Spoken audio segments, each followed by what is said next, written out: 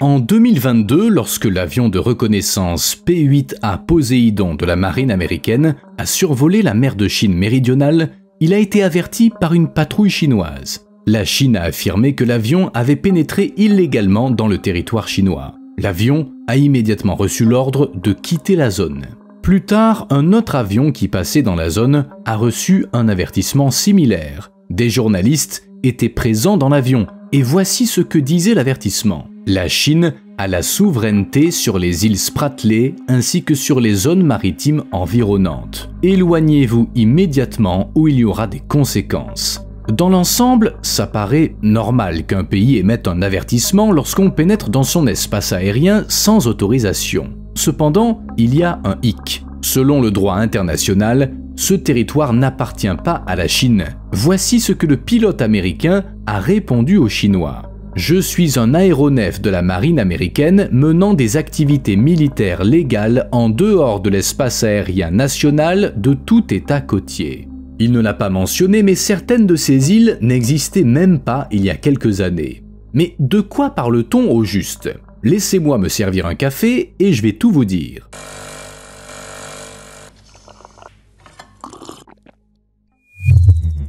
Voici un rappel très discret de liker la vidéo si vous avez tendance à oublier. Et merci de respecter mon désir de vous savez quoi. Bon, si on faisait le point sur la situation, tout pays peut étendre son territoire en créant des îles artificielles. Pour ce faire, le pays envoie généralement des navires couler du béton directement dans l'océan, encore et encore, jusqu'à former de véritables îles. En vertu du droit international, auquel les pays doivent se conformer, tout pays doté d'un littoral a compétence sur les eaux adjacentes à son rivage. C'est ce qu'on appelle les eaux territoriales. Légalement, les eaux territoriales ne s'étendent pas au-delà de 22 km de la côte. Il s'agit d'un territoire souverain, mais les navires étrangers, tant militaires que civils, sont autorisés à le traverser pacifiquement ou à transiter par les détroits. Mais outre les eaux territoriales, il existe ce que l'on appelle la zone économique exclusive, ou ZEE. Elle s'étend jusqu'à 370 km de la côte et l'État possède toutes les ressources situées dans cette zone. Ainsi, lorsqu'un pays construit des îles et déclare qu'elles font partie de son territoire souverain, tout ce qui se trouve dans un rayon de 370 km autour de ces îles tombe automatiquement dans sa zone économique. Et les eaux internationales qui n'appartiennent à aucun pays deviennent sa propriété. Mais tout ce que je vous ai décrit est de la théorie, et même quand tout semble conforme à la loi, la réalité est parfois complexe. Le monde fonctionne ainsi, chaque action entraîne une réaction des pays voisins et bien sûr risque de provoquer des conflits. La Convention de l'ONU sur le droit de la mer stipule que, bien que les pays soient autorisés à construire des îles artificielles dans leur ZEE, elles ne possèdent pas pour autant le statut d'île. Ça veut dire pas d'extension des eaux territoriales, pas de modification de la zone économique, rien du tout. Le problème, c'est que la Chine a déjà fait tout ça. Elle a construit des îles et elle les a même développées. À ce jour, la Chine possède 20 avant-postes sur les îles Paracel et 7 sur les îles Spratly. Elle contrôle également le haut fond de Scarborough qu'elle s'est approprié en 2012 en y maintenant des garde-côtes. Depuis 2013, la Chine effectue des travaux de dragage sans précédent et construit des îles artificielles dans l'archipel des Spratly. Près de 1300 hectares de nouvelles terres ont été créés et la présence de la Chine sur les îles Paracel a été considérablement renforcée. Comme je l'ai dit, d'autres pays ne sont pas d'accord. Cette carte montre les eaux territoriales des pays ayant accès à la mer de Chine méridionale, avec la ligne des 22 km. Voici à quoi ressemblent les ZEE des pays de la région à moins de 370 km des côtes. Oui, par endroits, les zones se chevauchent. Vous me suivez? Alors, continuons. Cette carte ne montre pas les revendications maritimes sur les îles Paracel, les îles Spratly et le haut fond de Scarborough, car ce que veulent en faire les différents pays n'est pas clair. Mais on a indiqué leur emplacement, et comme vous pouvez le constater, ces zones contestées ne se trouvent pas en territoire chinois. Pourtant, la Chine revendique la totalité de la zone délimitée par la ligne en trait. c'est-à-dire environ 90% de la mer de Chine méridionale. Officiellement, le monde en a pris connaissance le 28 août 2023, lorsque la Chine a publié une nouvelle carte de son territoire. L'édition 2023 de cette carte a été publiée sur le site web du service de cartographie du ministère chinois des Ressources naturelles. Oui, c'était sacrément officiel. Une caractéristique de cette carte est la présence d'une ligne en 10 traits autour de la mer de Chine méridionale et de l'île de Taïwan.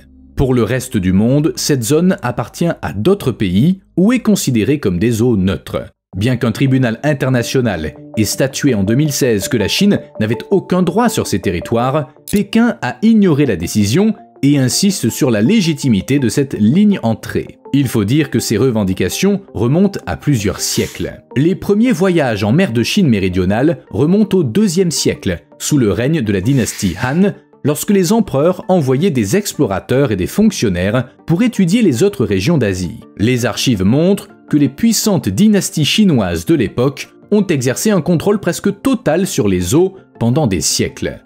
La mer de Chine méridionale ayant été colonisée par les Chinois dans le passé, elle appartient à la Chine d'aujourd'hui. C'est le raisonnement chinois. Bien sûr, de nombreux événements se sont produits depuis lors. Les frontières des pays ont changé, des guerres ont eu lieu, mais on n'est pas là pour un cours d'histoire. Concentrons-nous sur les changements les plus récents. En 1947, la Chine a publié une carte nationale sur laquelle figurait une frontière en 11 traits de la mer de Chine méridionale. Elle comptait 2 traits de plus qu'aujourd'hui, pour inclure le golfe du Tonkin au Vietnam. Plus tard, Pékin a révisé cette carte, revenant sur ses prétentions à l'égard de la baie. Les raisons en sont diverses, notamment idéologiques, mais le fait est là. Au début des années 2000, un accord a été signé qui fixait officiellement la frontière maritime entre les deux pays dans le golfe du Tonkin. Quant aux autres traits, d'après la Chine, ils sont censés corriger des injustices et des erreurs commises historiquement à son encontre. Et pendant que d'autres pays l'accusent d'empiéter sur leurs terres, la Chine construit autant d'îles que possible. Oui, malgré la Convention de l'ONU sur le droit de la mer qui définit les règles de partage des territoires maritimes et qui a été signée par la Chine. La mer de Chine méridionale est bien trop tentante. Outre la Chine, les Philippines, le Vietnam, la Malaisie, Taïwan et Brunei en revendiquent la possession. La Chine s'oppose régulièrement à des actions militaires américaines dans la région et les États-Unis continuent à y envoyer leurs navires. Mais qu'est-ce que ce coin de mer a de si spécial? Eh bien, tout d'abord, il est riche en ressources. À la fin des années 1970, les pays d'Asie du Sud-Est y ont découvert des gisements de pétrole et de gaz. 11 milliards de barils de pétrole et d'énormes quantités de gaz naturel se trouvent sous la mer de Chine méridionale et ils ont déclenché un conflit entre les pays intéressés, Brunei, l'Indonésie, la Malaisie, les Philippines, Taïwan et le Vietnam. Outre le pétrole, la mer de Chine méridionale est riche en vie marine. Cette abondance est due à ces eaux riches en nutriments arrachés à la terre ou issus de remontées d'eau dans certaines zones. Par conséquent, la mer est une source majeure de protéines animales pour la région densément peuplée de l'Asie du Sud-Est. Bien que la mer de Chine méridionale ne couvre que 2,5% de la surface de la Terre, elle abrite certains des récifs les plus luxuriants au monde et plus de 3000 espèces de poissons.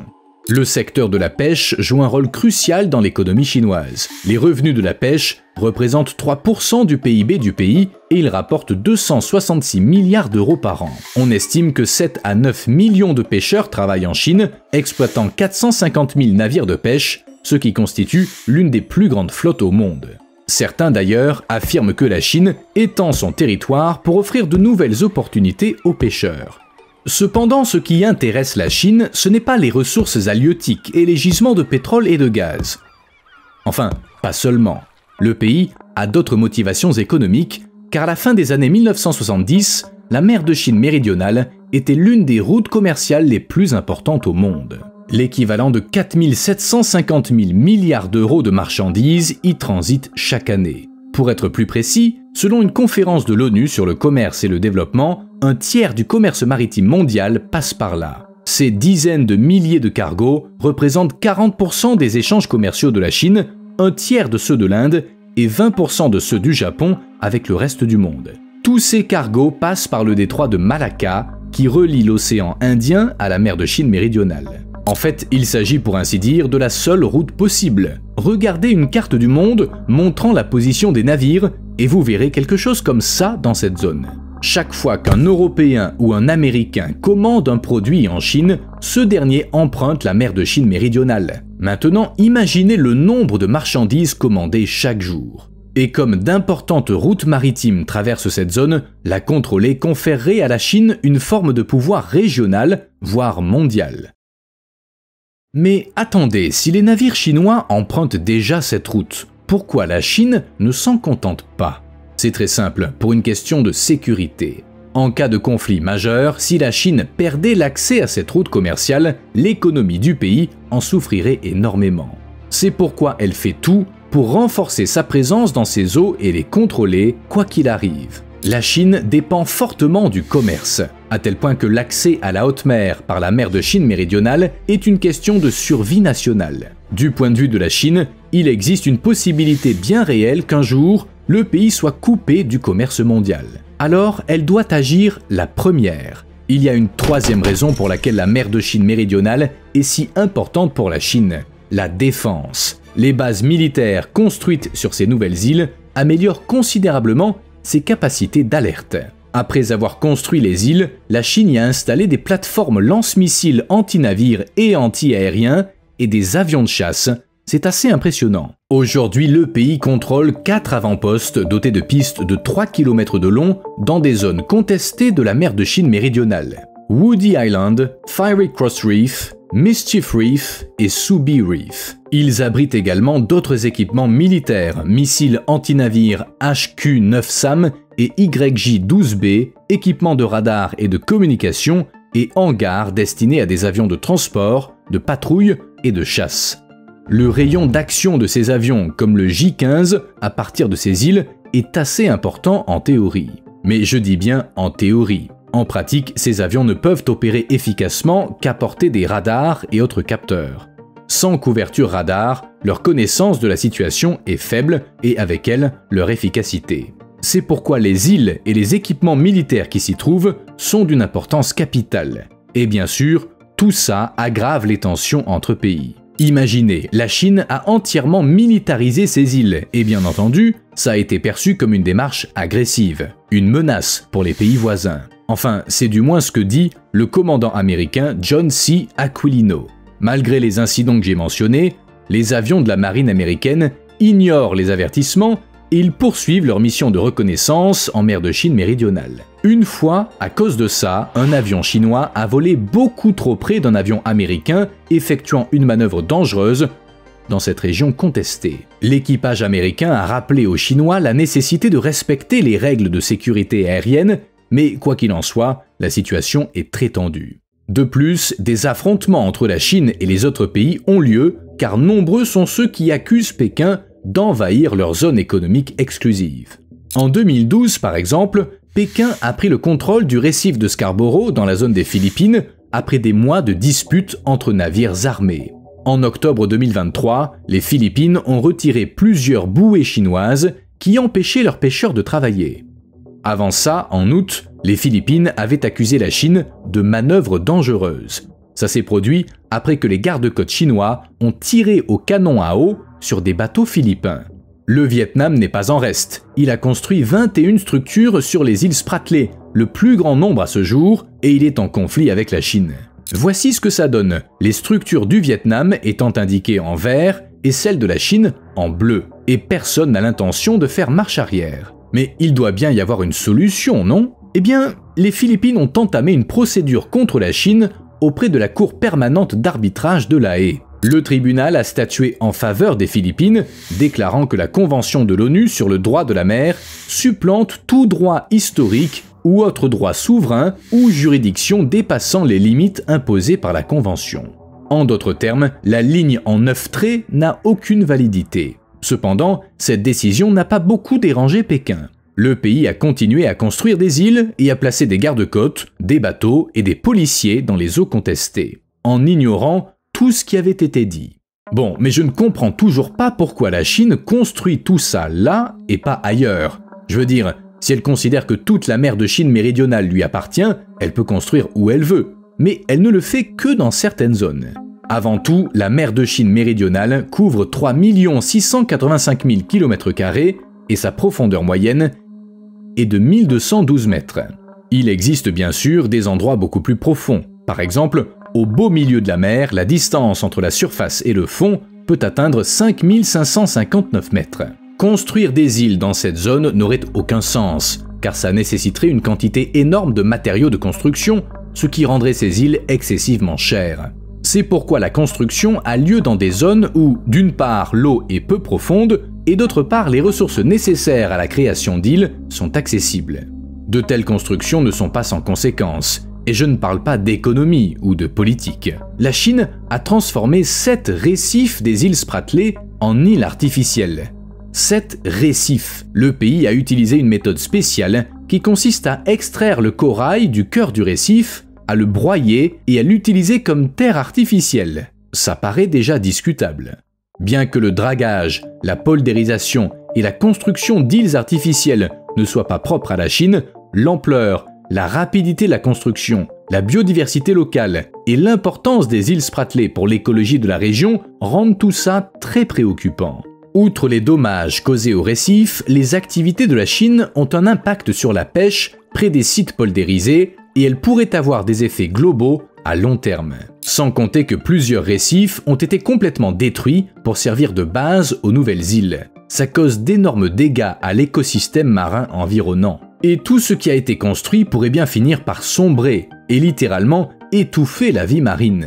De plus, ces constructions contiennent des métaux lourds, du pétrole et autres produits chimiques qui, en un mot, nuisent à l'environnement. Le pire, c'est que construction bâclée et modification de l'écosystème risquent d'entraîner l'instabilité des îles artificielles. Certains experts estiment que la Chine a construit trop vite et à trop grande échelle pour que le résultat soit fiable. La rumeur, sur la base des informations disponibles, veut que le béton des nouvelles îles s'effrite et que leur fondation se transforme en éponge. En outre, le sort des îles est incertain en cas de super typhon. En novembre 2013, le typhon Haiyan a frappé les Philippines et les pays voisins. C'était l'un des cyclones tropicaux les plus puissants de tous les temps. La vitesse du vent a atteint 315 km/h et le nombre total de victimes a dépassé les 6300, sans compter plus d'1 millier de disparus. Le typhon a balayé la zone où se trouvent aujourd'hui les nouvelles îles chinoises. En juger par la puissance démente de Haiyan, ces îles artificielles pourraient bien être en difficulté si un tel phénomène les frappait. Et ça pourrait bien se produire, car la région est sujette aux typhons, même s'il ne s'agit que rarement de super typhons. Une dizaine se forment chaque année dans le nord-ouest de l'océan Pacifique et atteignent les côtes de la Chine méridionale, du Vietnam et des Philippines. Et vous savez ce qui permet de dompter la puissance des typhons en protégeant les populations et les côtes de l'énergie des vagues? Les récifs coralliens. Ils constituent une barrière naturelle, mais la Chine s'en est débarrassée pour créer des îles dépourvues de défense contre les éléments. La nouvelle la plus importante de ces derniers jours est que j'ai oublié de vous parler d'une de mes expériences. Il y a quelques mois, j'ai acheté un capteur de CO2 et j'ai essayé de maintenir le niveau sous les 1000 ppm chez moi. Et devinez quoi, j'ai cessé de me sentir fatigué, distrait, somnolent et autre chose que beaucoup d'entre vous éprouvent sans doute. Bref, je vous recommande de tenter l'expérience si vous avez les mêmes problèmes. Et si vous avez la flemme, il y a plus simple, contentez-vous d'aérer la pièce dans laquelle vous vous trouvez, où vous travaillez ou dormez, aussi souvent et aussi longtemps que possible. Victime de querelles. En août 2024, il s'est produit un événement qui n'était ni vraiment surprenant ni inattendu. La Chine et les Philippines ont eu, disons, un différend. Oui, au sujet de la mer de Chine méridionale. Des navires sont entrés en collision dans les eaux peu profondes près de l'archipel des Spratly, où les deux nations tentaient d'apaiser les tensions. Les gardes-côtes chinois ont affirmé que les navires philippins, il y en avait 2, avaient intentionnellement percuté le navire chinois. En résumé, la Chine a rejeté toute la responsabilité sur ses voisins. Quelle a été la réaction des Philippines? Naturellement, les autorités du pays ont rejeté la version chinoise de l'incident. Selon leur déclaration, les deux navires philippins, le BRP Pagayasay et le BRP Cape Engano, ont été confrontés à des actions illégales et agressives de la part des gardes-côtes chinois. Un trou de 13 cm de diamètre s'est formé sur le pont du BRP Cape Engano et le second navire a également subi des dommages mineurs. Tout ça s'est produit au cours d'une mission d'approvisionnement des îles Patag et Lawak où étaient stationnées des troupes philippines. Il est difficile de déterminer qui était réellement en tort. Il existe des vidéos et des photos, mais ça ne suffit pas. Les photos publiées par les gardes-côtes philippins montrent les dommages subis par le BRP Pagayasay, ce qui suggère que c'est la partie chinoise qui a attaqué. Mais de son côté, les gardes-côtes chinois ont mis en ligne une vidéo qui montre, selon eux, un navire philippin entré en collision avec le navire chinois. En conclusion, le problème est insoluble. Exercice naval. Alors que les tensions autour des îles de la mer de Chine méridionale s'aggravent, les Philippines organisent des exercices. En 2024, le pays, avec le soutien des États-Unis et d'autres nations, a mis en pratique des stratégies de combat maritime et a testé l'aptitude au combat de ses navires. On sait jamais. Outre les États-Unis, le Canada, le Japon et des représentants du Royaume-Uni et de l'Australie ont participé. Au départ, les Philippines pensaient impliquer uniquement les États-Unis, mais l'événement a pris une dimension internationale. Je pense que les Philippines ont apprécié. Le programme comprenait des tâches complexes telles que des opérations sur des cibles éloignées, des exercices de lutte contre les drones et des actions conjointes de recherche de sous-marins. Il y avait également du ravitaillement en mer et des opérations de recherche et de sauvetage. En résumé, les Philippines ont élargi leur champ d'entraînement et amélioré leur coopération avec les pays alliés. Quant aux navires, la marine philippine s'emploie à moderniser sa flotte en y introduisant des équipements de pointe. Oui, vous l'avez compris, c'est dû aux tensions en mer de Chine méridionale, les autorités doivent être toujours prêtes. Acheter de nouveaux navires et les équiper des dernières technologies est un atout indéniable. Mais il y a un inconvénient. La marine locale n'est pas encore familiarisée avec les tactiques de combat naval modernes. Avant le lancement du programme de modernisation en 2012, sa flotte comportait surtout des navires datant de la Seconde Guerre mondiale. Les Philippines ont assurément une marge de progression, mais avec autant d'alliés, ce ne sera pas un problème. Vietnam contre Chine. Regardez ça, il y a 4 ans, cet endroit était un atoll inhabité. Mais aujourd'hui, il abrite la plus grande base militaire de la mer de Chine méridionale. Encore un projet chinois? Non, cette fois c'est au Vietnam qu'on le doit. Début 2024, le Vietnam a accéléré ses travaux d'agrandissement et d'assèchement dans la région contestée. Évidemment, c'était en réponse au regain d'activité de la Chine. Depuis 2021, le Vietnam étend activement sa présence sur les îles Spratly. Si tout se passe comme prévu, 400 hectares de terres artificielles y seront créés. Des changements d'une telle ampleur dans le paysage de l'archipel n'avaient pas été observés depuis que la Chine a commencé à y construire des îles. En 3 ans, le Vietnam a multiplié par 10 sa présence dans les îles Spratly, ce qui est impressionnant. Dans cette zone, de puissantes dragues ont été utilisées pour creuser des chenaux de navigation et créer des ports. Le Vietnam a également commencé à construire des structures défensives comme des murs pouvant servir à de l'artillerie. Tout ça pour une raison simple, le Vietnam veut se protéger des conflits potentiels et les îles sont l'endroit idéal pour ça. Surtout une fois militarisées. Vous avez pensé à laisser un like. À plus.